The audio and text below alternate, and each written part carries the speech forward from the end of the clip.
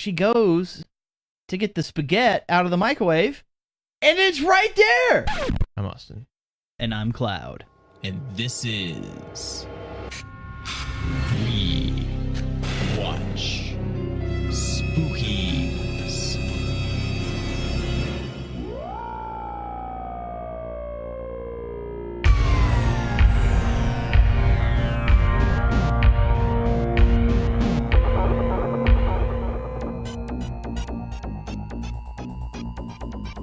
Today's movie is Trap. Trap is a 2006 thriller film directed by James Bonner, starring Lauren Allen, Heather Kozlowski, Heather, and Amanda Lamberti. That would plot synopsis. An abused wife kills her husband, escapes to a person's home. Unbeknownst, that person is dead because she abused her husband after he cheated on her, after he was almost killed by people, and he had to get rid of the body, and then he kills himself, I guess. Is that what happens? I guess it is, yeah. Yeah. It's really confusing. I mean, he does it on a bus, but... Well, it is confusing because there's just I thought it was a train. Or yeah, a train, yeah. She takes a bus. He takes a train. Yeah. Going nowhere. Not a train movie. This isn't a train movie.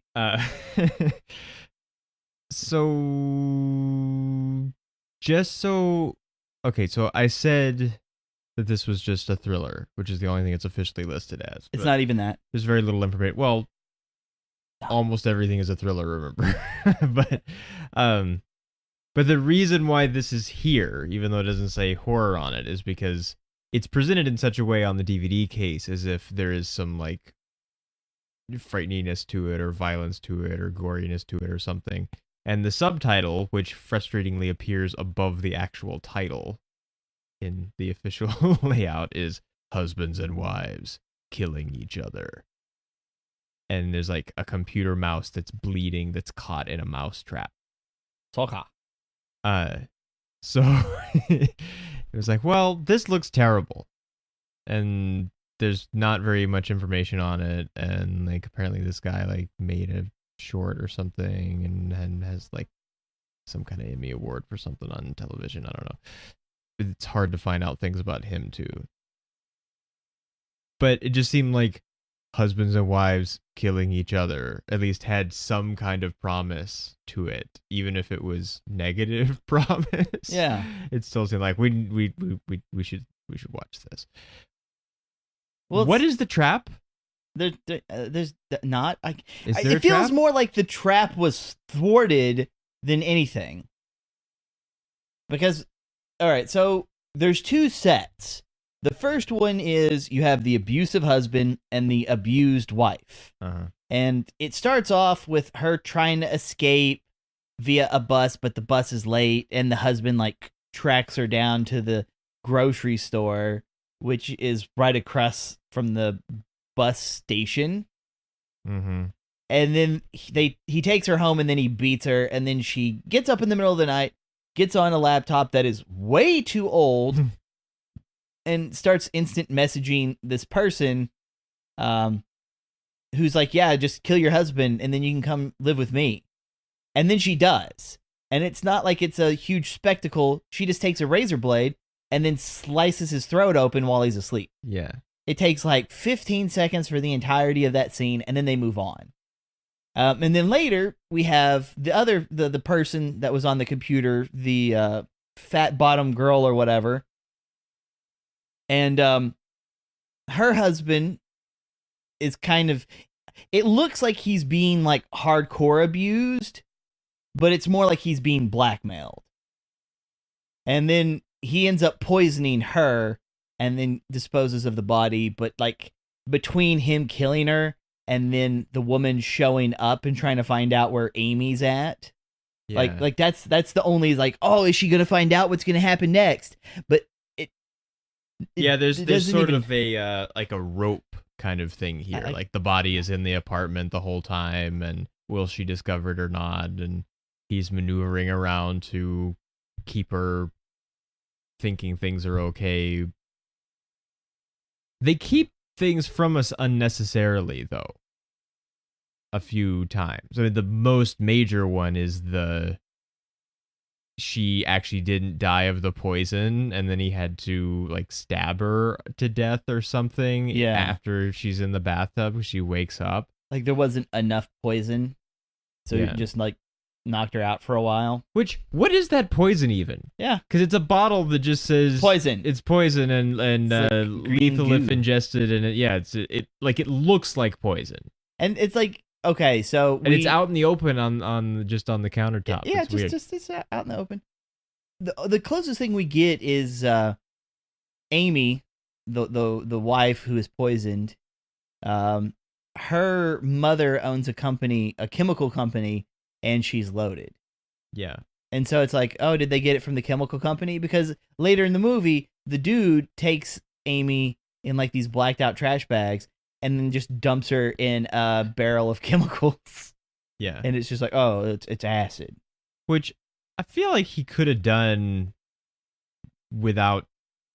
I mean, it seems like he's got her in, I don't know, 3 or 4 major pieces. We don't see how many bags are in the trunk of the car. Yeah. But he spends a really long time doing it with the hacksaw. Because remember, hacksaws can cut people.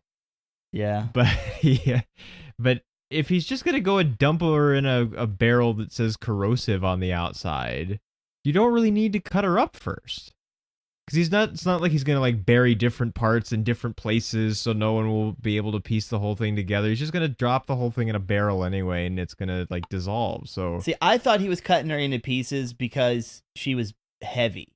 Well, maybe. And it'd be just easier to transport her. But he carries her into the bathtub, though. Yeah. I mean, he kind of drags her on the rug. Yeah. Because he's not a very fit dude. No. You know, he a thick boy, but he a round thick boy. And so I don't expect him to be able to pick her up. Now, I think a lot of his problem starts from his first interaction with said woman. It's like, where's Amy? It's like, Amy doesn't exist. I'm Amy. And I know it's like he didn't expect it. Yeah. So he's just having to make something up. But what if it was her mom who showed up? Or someone else important and he'd have to cover it? Well, which eventually is going to happen. Because he has what seems to me is a pretend phone call with Amy's mom. That's just for the benefit of whatever the other woman's name is, of overhearing. But he's going to eventually have to talk to her mom, probably. I guess he did. Maybe that's supposed to be resolved by he spent the 6 months she was in Mexico, like spending all the money and stuff, and nobody noticed that she wasn't around. See, so maybe the mom is extremely inattentive and just doesn't pay any attention. See, that's what I was picking up, just because, you know, whenever she does come home, and she doesn't tell anybody where she's going.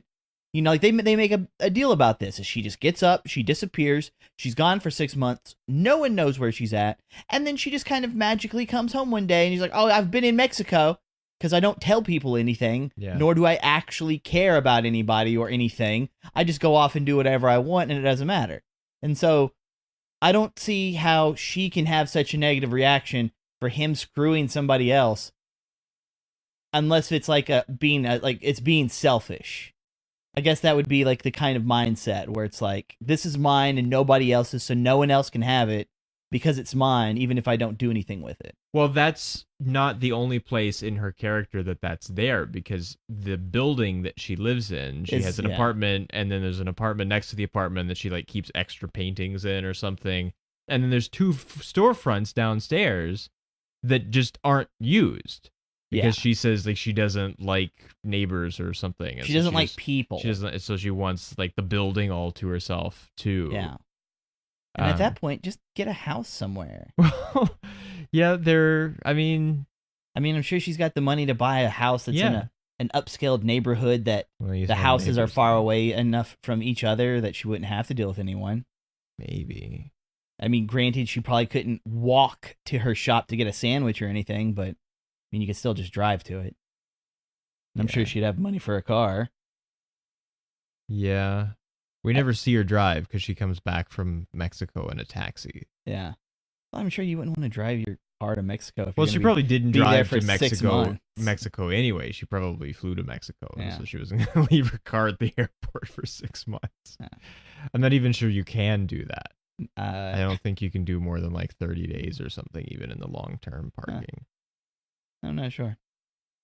But yeah, it's kind of ridiculous. Like the story suffers from, hey, these are characters that you're supposed to feel for, and I don't.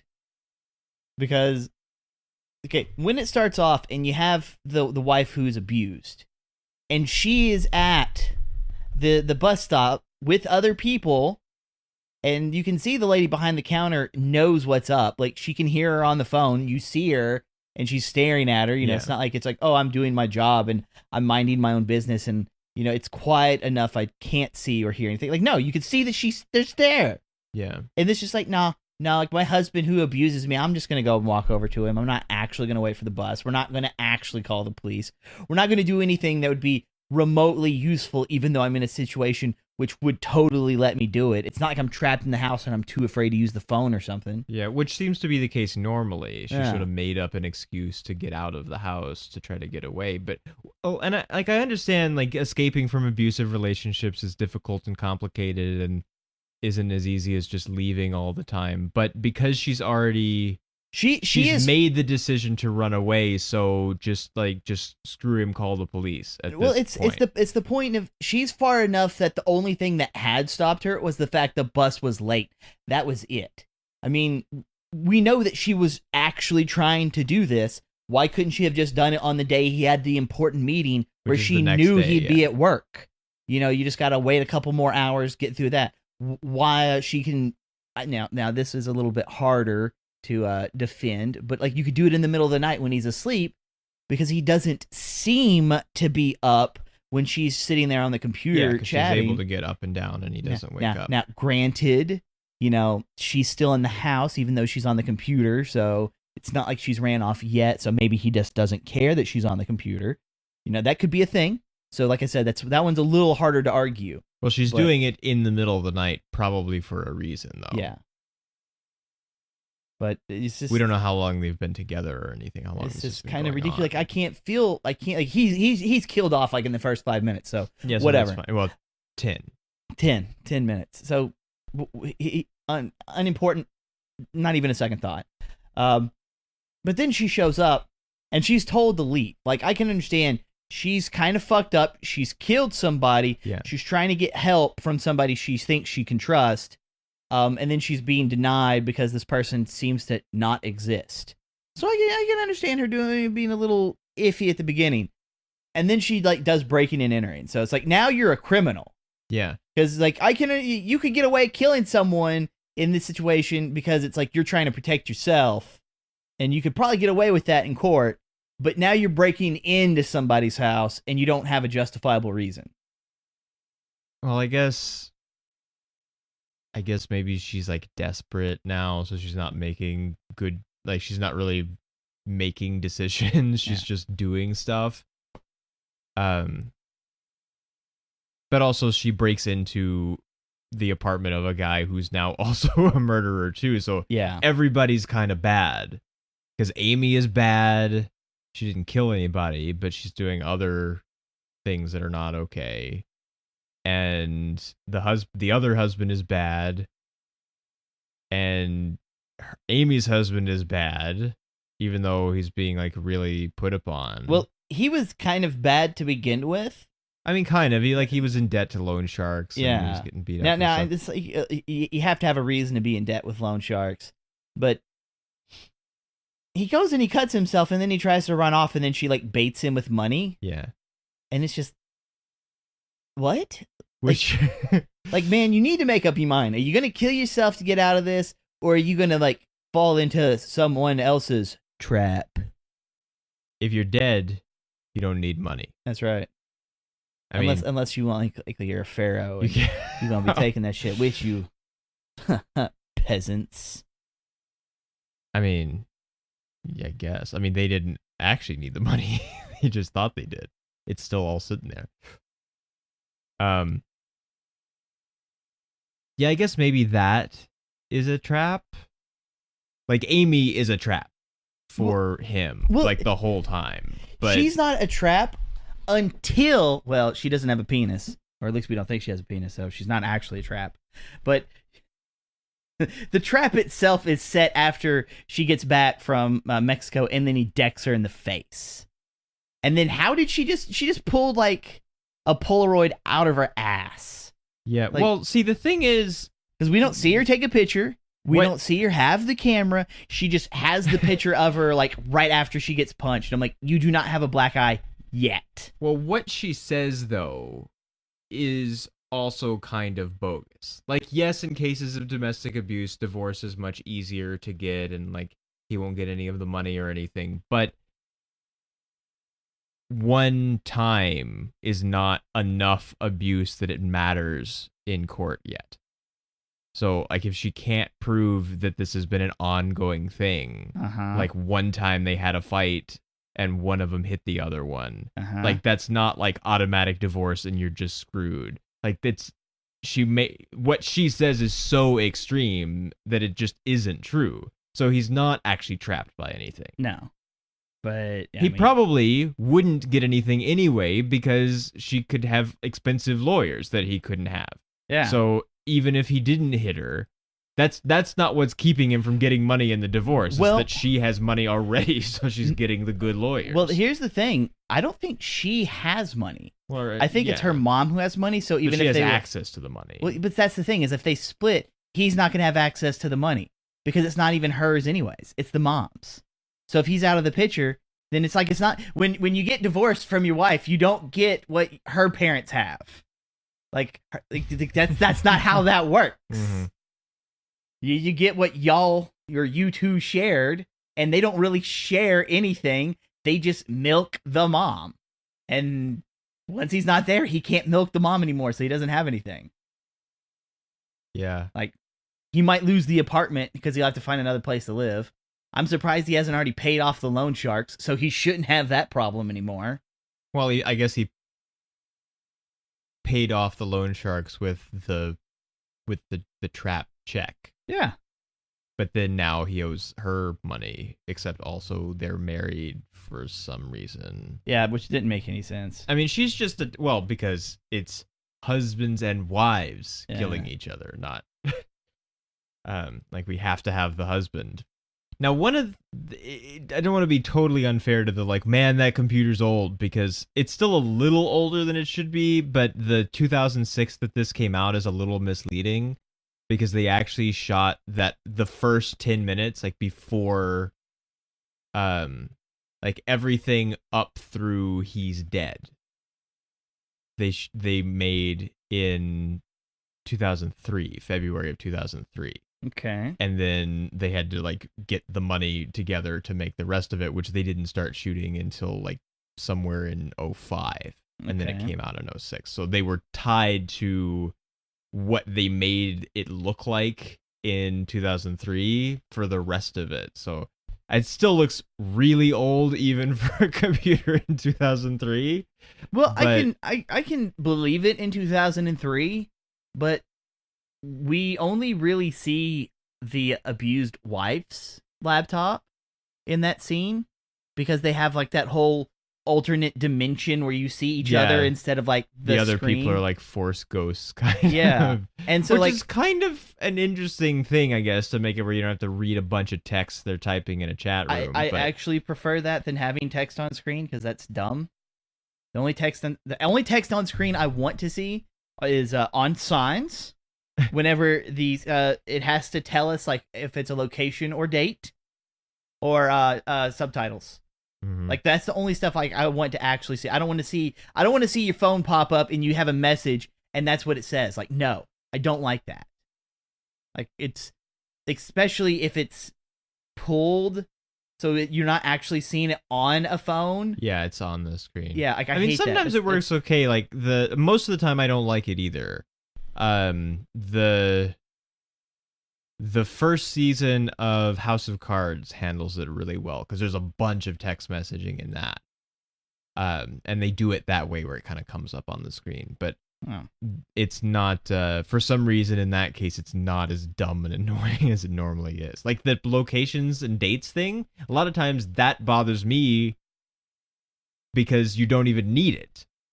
Like it's like, hey, look, here's where we are. Yeah, I could see. I could tell where we were. You showed me the Eiffel Tower. I understand we're in France. Like you didn't have to tell me we were in France. Like this isn't Las Vegas. I know the real one from the fake one. All right, so calm down.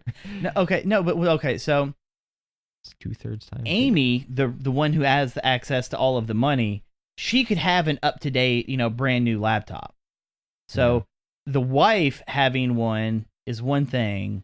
It's like, oh, it's old because her husband hits her and isn't going to buy her a new one. No. Yeah. But like Amy has tons of money and just blows it on shit. So I could totally see her having like a nice one. Well, the laptops seem to kind of not matter as much to Amy because they're all like stuffed in the closet and dusty and stuff. Except for She's the one that she mostly does have on her using- desk. Is that a laptop though? I thought it was a laptop.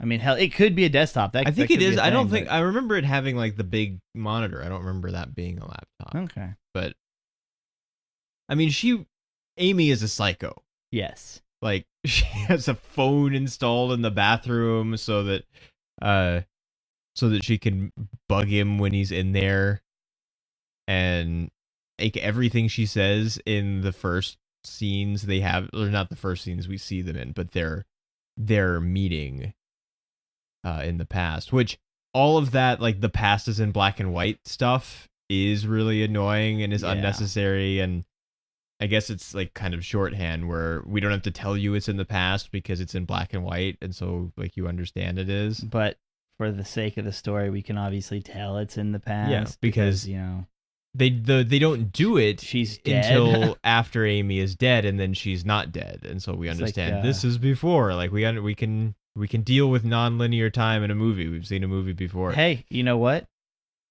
We watched Pulp Fiction. Didn't have a problem with that. Yeah. Yeah.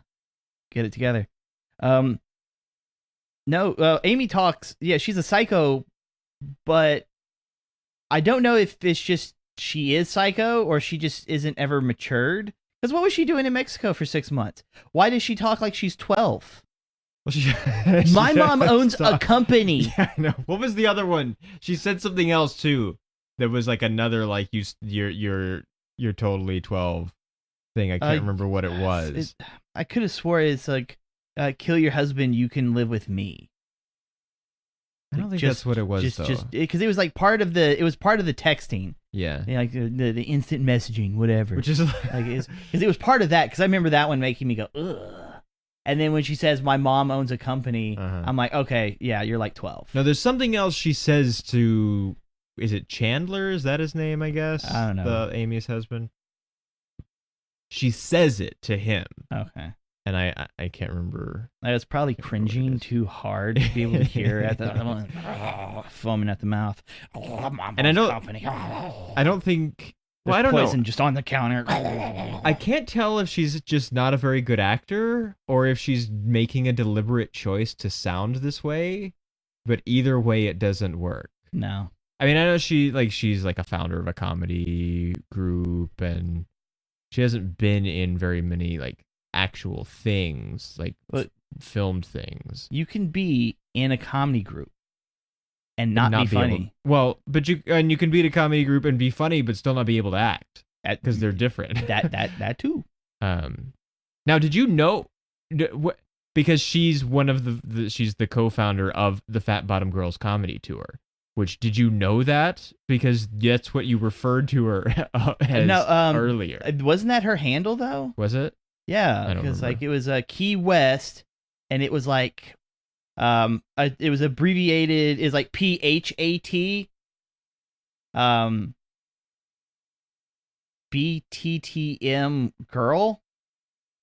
No, I think that's supposed to. Yeah, it's like Fat Bottom Girl. Okay, so then that's how you could tell the why, difference whenever you were reading to her comedy group. Well, like I knew the difference, and I knew that they had different names, but I didn't pay much attention or remember the names.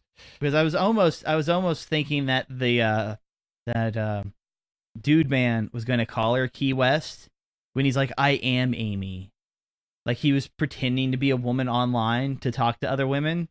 and he was gonna like call her by her username because he seems to pay enough attention, and Amy does talk to him about this stuff, at least in little bits and pieces. So if he remembered any of it, like maybe like oh you're Key West, like that, that kind of thing. Yeah. And so like that's why I was like paying attention to the names for the users, because I don't even remember the battered wife's name. Nicole, apparently, but I didn't remember it either. I don't think it gets said very much. I think the crazy abusive husband says it a few times, but then no one else ever says it because Chandler doesn't know really who she is. She knows who he is though, kind of, because she calls him the nickname Amy has for him that he hates. Yeah, I don't even remember what it was. But so I guess they've talked. Big or something like that. I don't know. No, Dinky. You know, they said something about like having to cut his pinky off, but I don't ever remember us seeing his hand. No, I feel like it didn't actually happen. I hated that scene so much because so she's dumb. like, you don't really have a choice, and I'm like, he totally does, because yes, you're holding a meat cleaver, but I'm not that threatened by you. Yeah, and you're not getting away. Like, I have a kitchen chair right here. I can just beat you with range. I'll let you go to the hospital. I'll let you go to the hospital, but I won't let them sew it back on. It's like, okay, not anything you have any, and it comes after the I'll tell them you were abusive to me in the divorce. And it's like, well, if you cut my pinky off, then all of that is negated. So you make no sense. I have a much more serious assault charge. Yeah. And even though I was cheating on you because for some reason we're married, this hooker can vouch for the testimony of you choking me in bed before I punched you. Yeah. So with that testimony, I can also try and claim self-defense because you don't have any proof that she left and then I punched you in the kitchen. Uh-huh. He should have killed her years ago. Just bullshit. Well, I'm kind of surprised he wasn't trying to embezzle any money into his own account. Like, you know what? I'm just going to milk her for all she's worth and then just disappear. Because, if she's gone for 6 months. Yeah. And, well, I think he's greedy, though. Yeah, so, if he, took some of the money and left, then he would only have some of the money, and he could continue signing her name to the checks and getting more money as long as he was still there. But see, it's one of those things where it's like, you're married, right? And you've got access to all this. And you just kind of... I don't think he has access, though, because he says he was signing her name on it, because she's like, how did you get the money? How did you spend the money? So they're... they are married, but they don't share stuff. Yeah. Well, I mean, he's obviously signing the checks, and so I don't know if that'd be considered fraud since they're married. Yeah. It still is. If your name's not on the account, it's still fraud. Yeah. But it's like just which she doesn't even threaten him with. No. You don't even need... It's so dumb. You don't need the abuse at all. You could already send him to jail if you want to. She doesn't want to send him to jail. I know. She wants a toy. And then he poisoned her with Parmesan. Uh-huh. Why is the poison in the Parmesan? Really bothers me because it's liquid poison that then he stirs into the Parmesan, which then remains dry. Yeah. Which is not how Parmesan works. No. Also, they seem to keep the main thing in the refrigerator, but then a sugar bowl of it just open in the cabinet with the plates. Well, okay, so when it came to that, we see him take a portion of it from the container, put it in the bowl with the spoon. He puts the poison in it, he stirs it up, and then he starts putting things away. Mm-hmm. So it looks like he's going to use it, and then he puts it in the cabinet. I don't know why he's going to put it in the cabinet. And I don't remember seeing him put the Parmesan back in the fridge, which there's no reason for you to keep Parmesan in the fridge because it's a dried cheese and you don't need to put it in a refrigerated area because that's going to make it moist. And that's actually going to make it go bad because moisture equals spoilage. It's going to be fine if you leave it out. Mm-hmm. It even says on the container, does not require refrigeration. Uh-huh. All the really, really nice, expensive Parmesan. If you refrigerate it, it loses its flavor. Just don't do it. And so, it's just sitting there. Technically, you don't have to refrigerate any cheese. People used to just leave it out under the cheese dome it will like go bad faster, like like ordinary cheese will. Like that shit. But it'll molds. still take a while. Yeah. And it'll still be fine. But then it's like she goes to get the spaghetti out of the microwave, and it's right there. It's just the canister of Parmesan, and then she doesn't use it. She just She knows. takes the sugar bowl from She the just cat. I know knows this. to open this one, and she grabs that, and I'm like, Nicole takes Parmesan sugar bowl from the cabinet. like, what is this? Because how would she know? It's not her Yeah. house. She's never been there before. Yeah. She's never opened that cabinet. Never did. And Ridiculous. who keeps a sugar bowl of Parmesan in the plates cabinet? I don't get it. Their doors and windows all have glass. Yeah, the front door of the apartment It's just is glass. Just a big glass door. It's glass. Yeah. Like it's It's kind of cool looking, but it makes and it is the outside door because it has the address number on it. Yeah. So it's not like, oh, there's like an inner door and no, it's the outside door. We never see it from the hallway, I don't think. Because I don't think there is a hallway, because this whole thing... No, that was the one from the hallway, because that's not the one that they used to go, because there's two doors to get to that apartment. Yeah. There's one that's the hallway that Nicole uses when she gets the key, but there's also the doorway that leads to the alley. Well, the key is on the ground floor, though, with Yeah. the buzzard box, but... And that's the front door one. Yeah. The underneath the lady ninja drawn picture. And then you see her go in, so like she obviously has to go inside the building because we see her go inside the building. So I would say that door with the glass is what's connected. But then it's like the bathroom has like colored like a colored glass panel on it. Yeah. What is this? The bedroom has like not a normal window, but the window goes back into the living area. Yeah. Like, what is this for?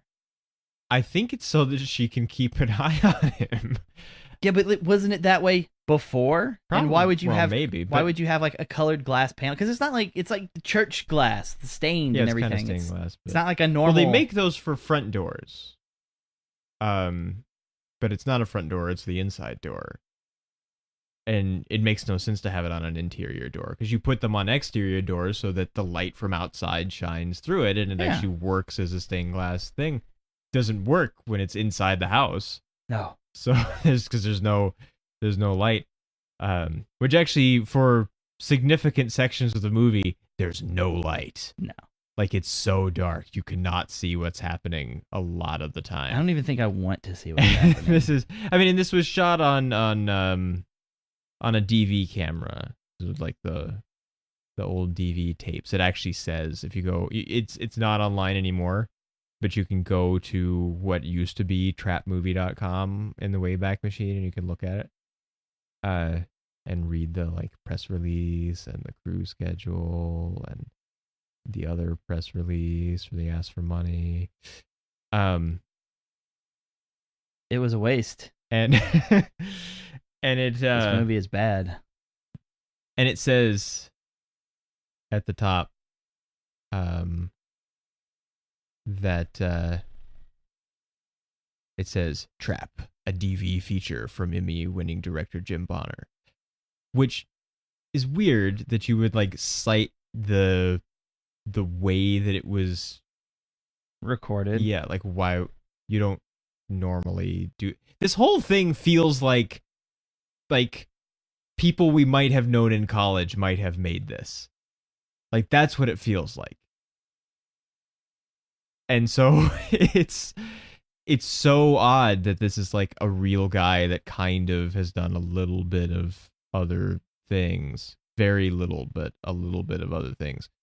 And so it's not just like, but it feels very college like level of writing and the way that it's made, and that it thinks it has all this meaning and suspense, and it's like, look, they're parallels, and they do a ton of that, of the like this thing and that thing. It's not just that one killed the husband, one killed the wife. Like it's stuff is repeated with both people a lot, and it's supposed to, I think, be thematic. Well, I don't even see how it's supposed to work to begin with, because with Nicole's side of things, we get the 10 minutes and almost nothing happens except for I want to go to the store.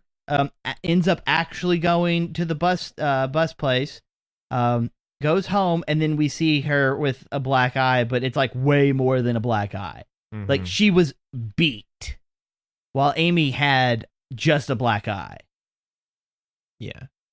And so like even like the tidbits that we get are not enough to even be worth using as an excuse of look at the parallels. Like, no, there are no parallels because there's only one line and then kind of a squiggle in the corner where someone drew and then wrote Nicole underneath it and expect no, like garbage. Well, because it's like she's abused, he's abused, and But it's not even like they hook up or something where it's No. like, listen, I had to kill Amy. And it's like, oh my God, why? And it's like, here, let me tell you this whole thing. And then he goes and he makes it sound super sympathetic. Uh-huh. And then because she's all mentally broken because of like her husband and then like the stuff that she just had to go through, she'll then believe him because now she's in a state to believe anything. And then they like hook up for some reason and they get killed by the police or something. Well, maybe but none of this makes any sense. Maybe absence the hooking up part. The rest of that I think would probably be better than the like ripping off rope direction that they went. It's not even a good ripping off of rope. No, it's not. This movie is the equivocal pile of cash that was lit on fire from The Dark Knight. Just like we have all this money and I'm just gonna just light it on fire. Like, why would you do that? And then this movie existed in the ashes. Like that's all it was. Oh my.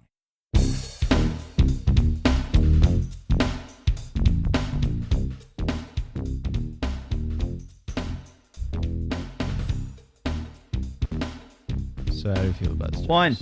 This is terrible. It's real easy. It's real I mean, bad. like, there's other movies that I've seen that are bad, but like this is like a special kind of bad. Well, I mean, it has a chance for just a moment because the opening sequence is kind of compelling, and like you do kind of feel bad for being like this guy is really, we don't know that he's physically abusive yet, but just that he's psychologically abusive and controlling, and But then he beats her, and now and we then know. and then he beats her, and it's like, oh man, like this is not good. But then after that, it's just bad. Yeah, it's one, and it almost seems kind of unfair to ask the question since it doesn't.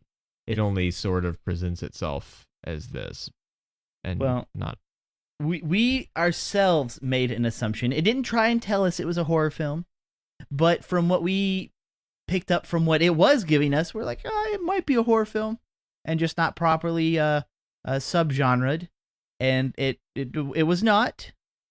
So I will agree with you. It's not fair to try to put that label on it, but no, it is not scary, and I'd have to give it a 1, regardless. Don't watch it. Yeah. I mean, if you want something to do with your time for like an hour and 20 minutes, and you had the choice between watching this movie and then having to like mow your yard with a pair of scissors, mow your yard with a pair of scissors, because when you are done, even if you only spend an hour and 20 minutes, it will be much more fulfilling. All right, so I'm holding the case here, and on the front of it, it's just straight white, and we have a mouse, like a mouse trap, and then a computer mouse, and for some reason the computer mouse is bleeding, and it just says husbands and wives, comma, killing each other, period, trap. The period actually really bothers me because it makes it a sentence, but it's not capitalized at the beginning. Yeah. And like the P has like a slice through it, so it's like, oh, like it's cut. Okay. And then on the back, it just says the same thing: husband and wives killing each other. A painfully funny look inside love, marriage, and body disposal. They got the painfully part right. The pain. There was nothing funny about the movie. No.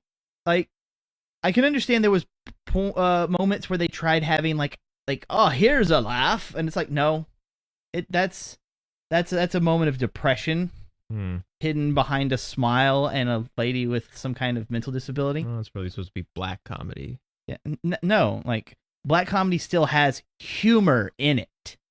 Like this isn't even humor. This is just dumb. All right, it's not like It's like that skit where it's like the two guys ended up killing day hookers, and they call each other. It's like asking if you got like the blacked out trash bags and the shovel and the bleach. Yeah. And it's like, you will not believe what I'm doing right now. It's just like, see, that would be like dark humor. Yeah. They've both killed somebody and they're trying to get rid of the bodies, but it's funny. Like that's funny. Yeah. And when I say black comedy, I mean something like Fargo, not Tyler Perry. Yeah. Not black people. No. Death. Okay. Not the same thing. Not black people doing comedy, just very dark, depressing comedy. Yeah. Vibrant, kinetic, exciting, and it delivers exactly what it promises. One, it doesn't really promise anything It outside promises husbands and wives killing each other, which does occur, so I guess that's not a false Yeah, no, but see, statement. it still says a painfully funny. Like, nope, Yeah, none of okay, that. None of that. By Bruce Fletcher from the San Francisco Independent Film Festival. Uh-huh. Bruce, I'm disappointed in you. A natty? Natty? Is that natty? I think Calling so, yeah. card. Well, one. I don't there's understand no. that construction, no. Yeah, anyone looking for a ready new what? A ready new B horror talent. Yeah. B horror talent will give I want to say boner, it's Bonner, Bonner, yeah. jingle. Like, okay. That is okay, who said that? Dennis Harvey from Variant. I need you to go to the hospital and make sure you're not suffering from like a seizure, a stroke. Like, either you said something very particular and they butchered it and put it on here, or you have an issue. I suggest that you get checked out. I think it's just people trying to write like independent film criticism and just way overdoing it. All right, now this one I'll give a little credit to. Clever, evil little thriller. Okay, I can understand it trying to be clever, and while not really much of a thriller, if it would be an evil little thriller, it's like, okay, they're killing people and like the dead body stuff in the tub is. I guess you could say that's a little evil thriller, but I don't know. I have difficulty like ascribing evil to a movie that I don't think is doing like actual societal damage by influencing people or something. But I would say of these three, and that one is by Roger Andrews from the efilmcritic.com, I would say this one is the most accurate of all three of them, just based off of what is said. So, Roger Andrews, I give you some credit. There you go. It was written and directed both by James Bonner. Often not a good sign in independent film. Nicole is trapped, caught in an abusive marriage that brings new meaning to the phrase, till death do us part. Zing. Her only friend, an online pal named Amy, convinces Nicole to kill her husband before he does her in first. Well, we do know in the movie that Amy is pretty manipulative. So, as the movie does build up, we don't know what Amy's real goal is. Like, kill your husband, and then you'll be my slave too, because I'll hold that over your head. We don't know. We don't know, because she's dead. She reluctantly agrees, murders murders here, because that's not her. There's an extra E. Husband, and flees to Amy for sanctuary. But Amy is not what she seems. Well, she's also dead. Well, she's a dead, not alive. So if she seemed to be alive, you were mistaken.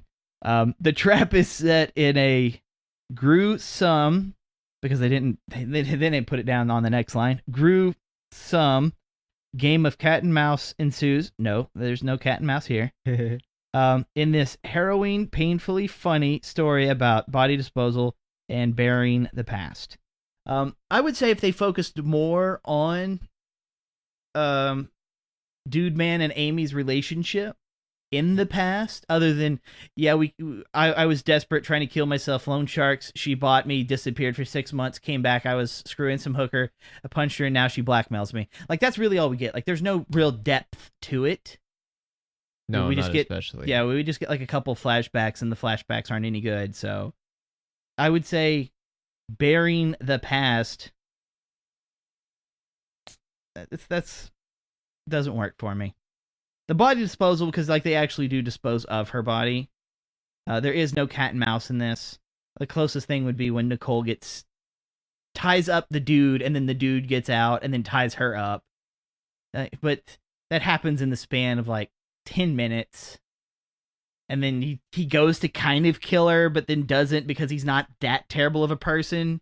He just doesn't. He does, like, you can tell he doesn't want to hurt people, but he's in a situation that he's like, I should, so I'll be okay. But then he kills himself in the end. So, and it's mostly only there to parallel him killing Amy, which then they flash back to for the first time, showing us what actually happened.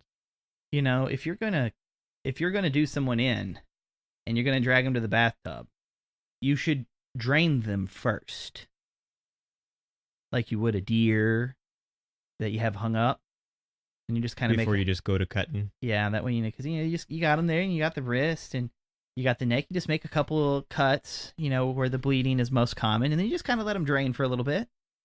That way, they'll lose some of that weight, because, you know, blood does weigh. And then when you do go to cut them up, it's not as messy. And you know for sure that they're dead. Yes. Instead of waking up in the bathtub because your poison was like B-grade horror.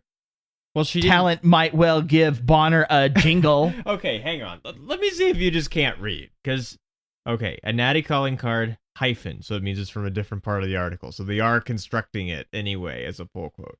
Anyone looking for ready new B horror talent might well give Bonner a jingle, which is still not, it's not great. It really isn't. And it's Variety. Yeah. Variety. Yeah.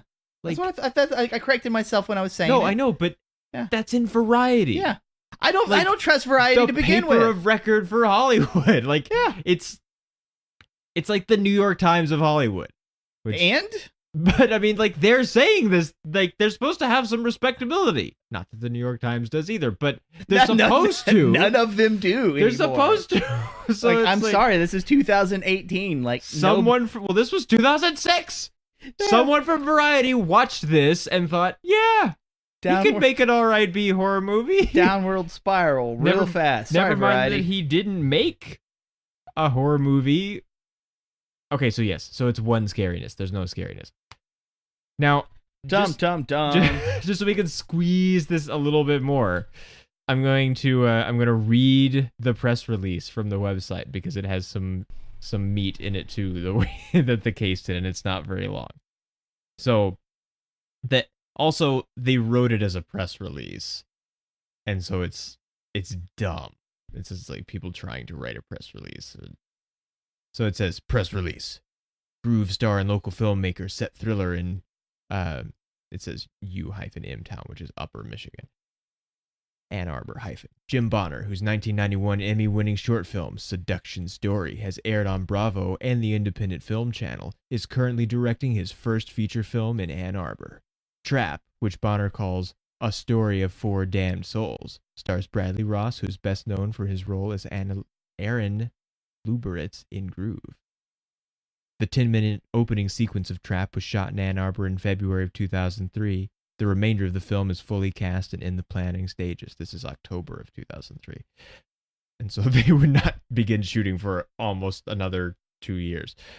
The script, written by Bonner, is an economic combination of the classic techniques of Hitchcock and dark humor of the Coen brothers. So see, Rope and Fargo. Coupled with the austere videography of Nicholas Gilbert, crew member on 8 Mile and Out of Sight, Trap promises to push the limits of the independent DV medium. The psychological thriller centers around Nicole, who escapes an abusive relationship by killing her husband.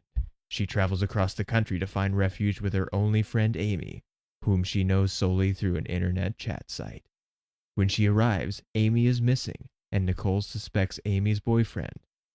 Her search leads her through the series of dark and bizarre twists that comprise Trap. No. No. I mean, like, words can sound fancy if you say them fancy. But this movie was obviously not fancy. His first and last feature-length film. Yeah, well, is that true? No, maybe he's probably did some of those independent films that were advertised at the beginning of this movie. I don't know if any of the rest of those, all of those look so bad and so cheap. Yeah. Okay. So the one about the people being murdered while playing a game about murdering people, like that, I don't want to watch because okay. So the idea would be kind of funny, but it's like I want the people who did Tag, like take Tag and then like, okay, guys, rewrite this script where there's like 3 more people and then people get killed. All right. And then dead. Yeah, and then we'll talk. But the second one where it's like a family moves into a house and then everybody who lives in that neighborhood are ghosts. Like that might be a good idea. Yeah. It looks so cheap, though. It does look cheap. It's like, very cheap. Like I'm okay with movies that look rough. cheap. I'm okay with that. Like movies can look like shit. Yeah, it's okay. Because I'm big into the story. Like, is the story good? Because like there's a lot of old movies that are good and they look cheap, but that was just because of the time. Mm-hmm. And so it's like, okay, I kind of get used to seeing movies that look cheap and look bad, but they're still good. And so I'll give a movie that kind of benefit. It's like, okay, it does look like it was made by a bunch of 12-year-olds.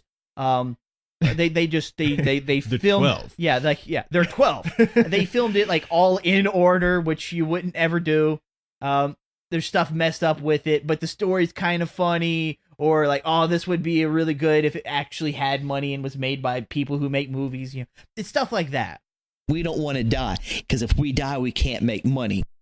That's right. So he wrote and directed that Seduction Story independent short and Trap. And those are the only things that he's directed. He also wrote something in 2000 called The Incorporated. But he did not direct it. And it has a really bad poster. So it does not look promising. But so yes, his first and only.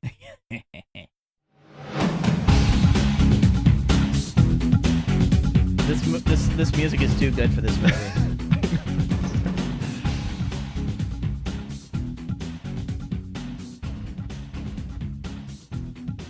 Yeah, the music that was in the movie was like original to the movie and it has lyrics and stuff, and I have no idea what they're trying to say to us. Yeah. It's not good. That's all we have to say about Trap. See you next time. Later.